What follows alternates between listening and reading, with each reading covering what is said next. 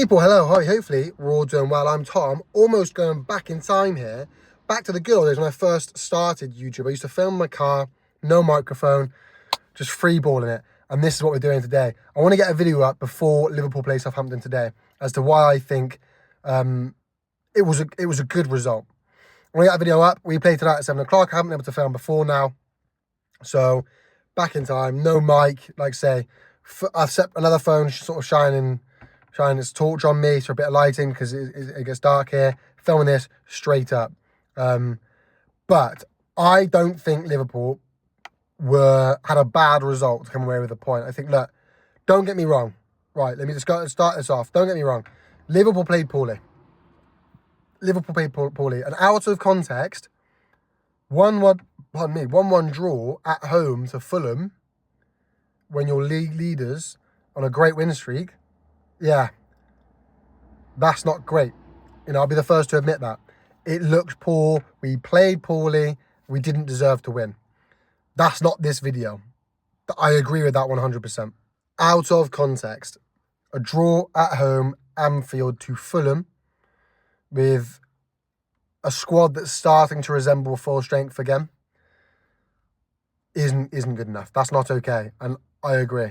But actually, context is key. And right off the bat, we conceded a goal, we're 1-0 down, get a red card all within the first 20 minutes, and you look at it right off the bat going, we're going to struggle to win this game. This is a game we're going to lose. And that's important here. You know, you go one man down, you go one goal down, and it's all looking a bit topsy-turvy very early on. It's important to acknowledge that and consider that as to why actually it wasn't a bad result. But we managed to find a way to get an equaliser, and that's huge, right? You managed to go 1-0 down, one man down, momentum's massively against you, but you go and get the equaliser.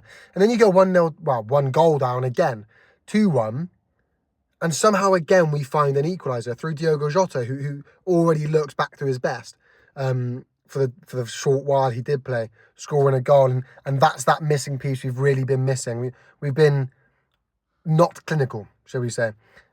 We should be scoring more freely. And I think Diogo Jota will really slot in quite well. You know, slot into Arne Slot's plan. I think that's quite important. That's key. That's vital. Do you know what I mean? To come back again, substitution comes on, and he makes the impact. He makes the difference. It's the tactics. It's the tactics that are shining. And as I said, I think that's the key here. When you're able to find a way to grind out a result, regardless of who you're playing and the circumstances in which you're playing that match, you're able to grind out a result and get a point. It wasn't 3 points, but it was able to get a point. I think these are the things that are quite sort of important to what will end up being Liverpool's success going down the line, whether it be to win the league or not, is that ability to grind out results, draw, and not lose, the ability to not lose when it matters. And I think that shows really the quality of the team. You know, and with that said, like I say, you've got Diogo Jota coming back, he'll slot straight back in, and Andy Robertson will only miss his Carabao Cup fixture, so he'll be back come the weekend. And suddenly the squad looks quite good. And I think, you know, a couple of signings we make in January, because Slot didn't make any in the summer. And I understand why. You want to get a chance to see the team, get them playing your way, what do we need to work on, what do we need to work on, that sort of thing. But now I think you need to make a move in January, because you didn't in the summer. And you got Chiesa, hasn't really gone to plan, a goalkeeper who's gone out on loan. So you need to now make a move and show that actually you do mean business. And actually, whilst we didn't in the summer because we wanted to see how the players adapt and change and what they can bring under the new system, we understand now where we are, where we need improvements. And a couple of key signings that I still think as fundamental as Gravenberch has been in this team, an out-and-out number 6. You know, somebody who to go in there and free up Gravenberch a bit more, or to play alongside him could be good. Do you know what I mean? I think maybe sending a centre-half out on loan, someone like Kwanzaa, and getting a proper one in to complement Konate and Van Dijk. I'm not saying that has to happen, but that could be an option.